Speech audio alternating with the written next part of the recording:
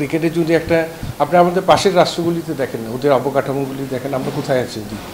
তো সেগুলি চিন্তা করলে কিন্তু পারফরমেন্সটা আমরা যে জায়গায় আছি এটা কিন্তু স্টেবল, এটার চেয়ে কিন্তু আপনার ভালো পারফরমেন্স আশা করতে পারবেন। আর মাঠে কিন্তু শ্রীলঙ্কা সবসময় কিন্তু একটা challenging and very good side. Longer version ক্রিকেটে যেটা আমরা রেড বল ক্রিকেটে বলি, এটাতে কিন্তু আমাদের অনেক পিছিয়ে আছে এখন। সবচেয়ে বড় জিনিস হলো আপনি এখনও কিন্তু আমাদের দেশের অবকাঠামো কী উন্নতি করেছে, এটা তো সবার আগে প্রশ্ন।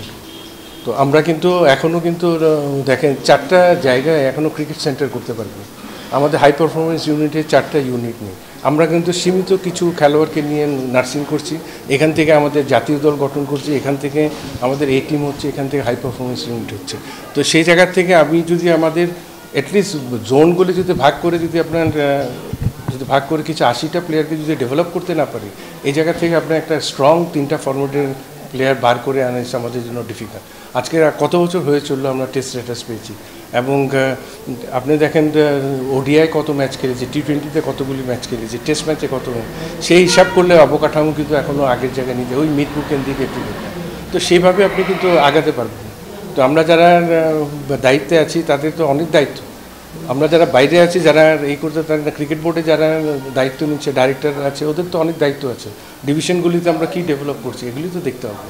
তো টোটাল ডেভেলপমেন্ট যদি আপনি চান, অবকাঠামো ক্রিকেটে যদি একটা আপনি আমাদের পাশের রাষ্ট্রগুলিতে দেখেন, ওদের অবকাঠামোগুলি দেখেন, আমরা কোথায় আছি ওদিকে।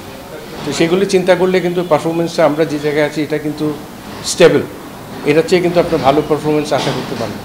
তো আপনি যখনই টপ ক্লাস আপনার ফ্যাসিলিটি দিবেন প্লেয়ারদের কাছ থেকে, তখনই আশা করতে পারেন সেই জায়গা থেকে আমাকে বেস্ট পারফরমেন্সের দরকার।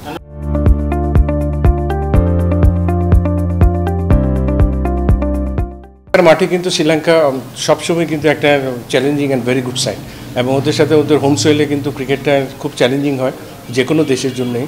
তো সেই হিসাবে শ্রীলঙ্কা কিন্তু খুব সহজভাবে বাংলাদেশকে দেবে না, যতটুকু অনেকগুলি নতুন খেলোয়াড় কিন্তু ওরা রিক্রুট করছে স্কোয়াডে।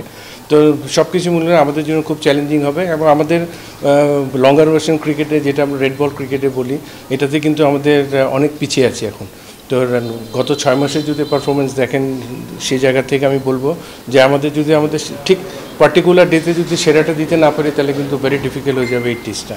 তো আমার মনে হয় যে প্লেয়াররা যথেষ্ট ভালো এখানে প্র্যাকটিস করে গিয়েছে, প্রস্তুতি নিয়ে গিয়েছে। আমার মনে হয় ওখানে যে 2 দিনের একটা প্র্যাকটিস সেশন পাচ্ছে এখন, ওটা শেষ করার পরে বোঝা যাবে কার কী অবস্থা আছে। তো আমার মনে হয় যে যদি সেরাটা দিতে পারে পার্টিকুলার ডেতে ভালো ক্রিকেট খেললে, ইনশাআল্লাহ ওদেরকে ভালো চ্যালেঞ্জ দেওয়া যাবে।